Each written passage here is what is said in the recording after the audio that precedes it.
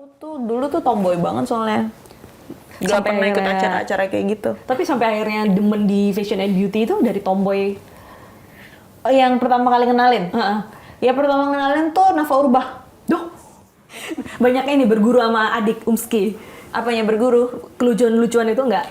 Lebih ke kesel ya? Lebih ke kesel. Dia tuh kalau ngelucu tuh ini loh apa spontan aja kalau dia gitu. Kadang-kadang juga bikin orang kayak apa sih dia ngomong apa sih kayak nggak jelas gitu loh. Jadi bikin orang jadinya ketawa dan kesel. Ketawa dan kesel benar-benar. Tapi kalau harus di retake berkali-kali tuh ada nggak scene yang kayak, wah, gue harus retake berkali-kali terus gue harus ngelucu terus gitu? Nggak ada sih, nggak Kalau kayak gitu.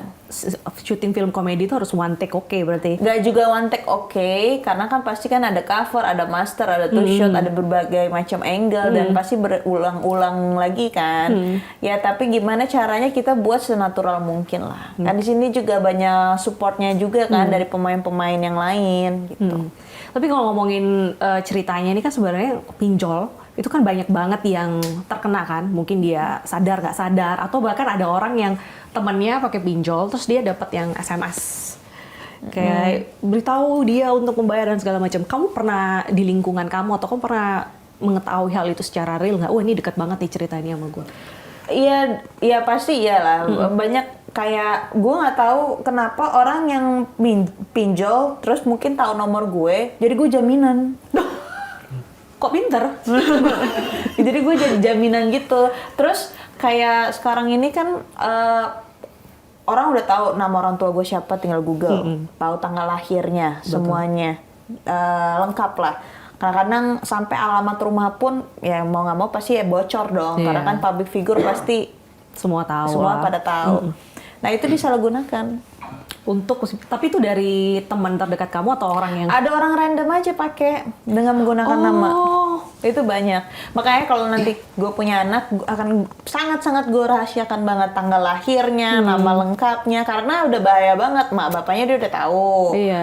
Tanggal lahir, nama lengkap, bahkan orang tuanya mereka udah pada tahu. Terus nanti anak gue dikasih tahu ada nama lengkap dan akhirnya dia jadinya disalahgunakan, terus nggak punya kehidupan yang normal juga. Gitu. Tapi kan si Tina itu akhirnya, semoga ini nggak terlalu banyak spoiler ya. Si Tina ini kan akhirnya masuk ke perusahaan itu untuk menumpas akar pinjol ini kan. Mencari jalan keluar dari permasalahan ini. Dalam prosesnya itu kamu ada kayak riset atau mungkin kayak ngobrol sama orang yang pernah mengalami pinjol supaya lebih dapat feel-nya nggak? Dari sebelumnya seharusnya kan kita udah ada syuting pay later, jadi aku udah mulai paham, udah tahu banget sih. Udah pada tahu depresinya orang Iya. karena belajar mood tadi kalau lucu pasti situasi lah ya. Kalau momen-momen seperti depresi, seperti nangis tuh ada ritualnya nggak kamu? Mungkin gue harus diem dulu nih. Biasa sajen sih gue ritualnya. Atau mungkin mengingat momen-momen yang nggak enak gitu. Nggak ada sih, nggak mau memaksain kayak aku bukan tipe orang kalau misalkan nangis harus mengingat momen, misalkan ya, misalkan kayak mamaku meninggal yang diingat itu terus gitu loh. Kalau misalkan diingat itu terus, rasa itu udah nggak akan beda lagi kayak karena udah terlalu sering gitu loh. Jadi kalau aku tuh mendalami cerita, mencintai karakter yang memang sudah disuguhkan dan abis itu ya karena aku percaya kayak apa namanya kalau memang udah jalannya Tuhan dan aku dipertemukan dengan karakter ini berarti memang dia jadi aku dan aku jadi dia gitu loh. Berapa lama akhirnya kamu setelah selesai syuting lepas dari karakter itu atau ya udah selesai syuting udah Tina bye gitu? Ya aku tipenya kayak selesai syuting sih bye.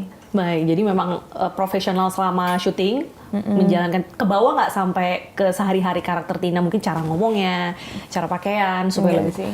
benar-benar kalau udah kamera mati, Amanda balik kayak gitu kan. Oke, nah selama proses syuting ini berarti di Jakarta aja syutingnya atau di daerah-daerah? Jakarta aja. Di Jakarta aja kayak gitu. Ada ini nggak sih momen-momen yang nggak bisa dilupain selama proses syuting? Mungkin baik yang di on cam atau off cam, kekeluargaannya bersama tim mungkin.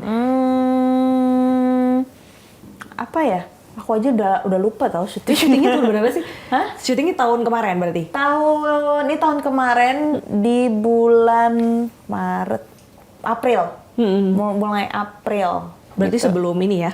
Sebelum hamil lah pastinya. Sebelum hamil dan sebelum nikah. Wah, udah lama. Tapi apa yang kamu ekspektasi, kamu harapkan ketika kita nonton si Caper ini setelah keluar, kayak value-nya apa? Message yang ingin disampaikan?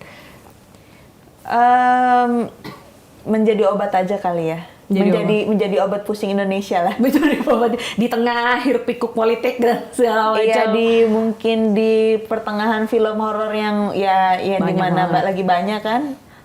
Termasuk ada film horornya gue juga. Jadi mungkin di tengah-tengah film itu ada komedi yang fresh yang kita sajikan dengan di mana nggak hanya komedi biasa, tapi ada solve problemnya juga di dalam sana, dan mungkin banyak orang yang bisa berkaca jadinya. Ada yang mungkin message yang sampaikan bahwa setelah film ini kamu harapkan orang-orang jadi nggak pakai pinjol atau kayak gimana gitu? Nggak bisa sih, aku nggak bisa berharap kayak gitu karena kan kebutuhan orang beda-beda ya.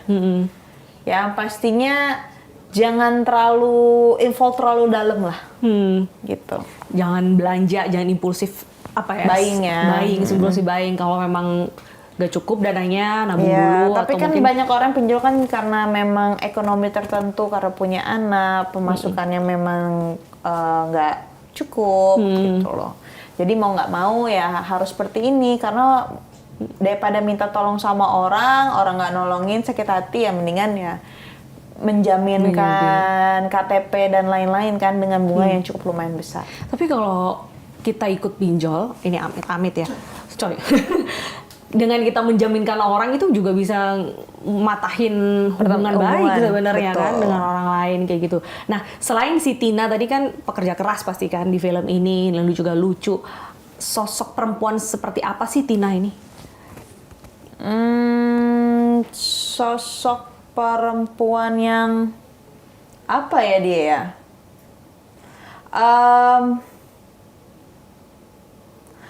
Dia sayang sama keluarganya.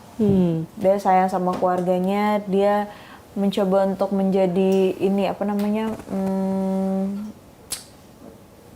kepala rumah tangga lah, gitu. Karena kan kayak mama papanya udah nggak ada, dia cuma tinggal sama neneknya. Neneknya pasti kan udah nggak bekerja lagi, jadi dia ya coba untuk cari uang, coba untuk memenuhi kebutuhan keluarga, terutama buat nenek sama buat adiknya. Oh, berarti beda banget ya sama series yang kemarin ceritanya. Kan, betul. Dengar tadi kan keluarganya udah nggak ada kayak gitu. Kalau di sebelumnya masih ada ya berarti? Masih ada. Oh, tapi nggak ada seperti kayak flashback cerita kenapa nggak ada? Nggak ada, kita nggak dibikin cerita nolnya, nggak ada. Langsung ke universe yang baru itu, universe Depok ya, ceritanya Depok. Apa Senyum Depok? Iya, Senyum Manis Depok. Senyum Manis Depok, gitu kan. Bukan Ayu Ting Ting lagi sekarang, Tina. Tina Manopo. Tapi kamu pernah ikut ajang-ajang beauty pageant itu nggak sih? Aduh, nggak bisa lagi. Nggak bisa manis gitu loh. Duduknya juga harus begini kan, kakinya yang... Iya, aduh aku tuh dulu tuh tomboy banget soalnya. Gak pernah ikut acara-acara kayak gitu. Tapi sampai akhirnya demen di fashion and beauty itu dari tomboy. Oh, yang pertama kali kenalin? Ya pertama kenalin tuh Nafa Urbah. Yang pertama kenalin. Ngajarin makeup. Ngajarin pasang bulu mata. Ngajarin bener-bener gimana menjadi perempuan yang...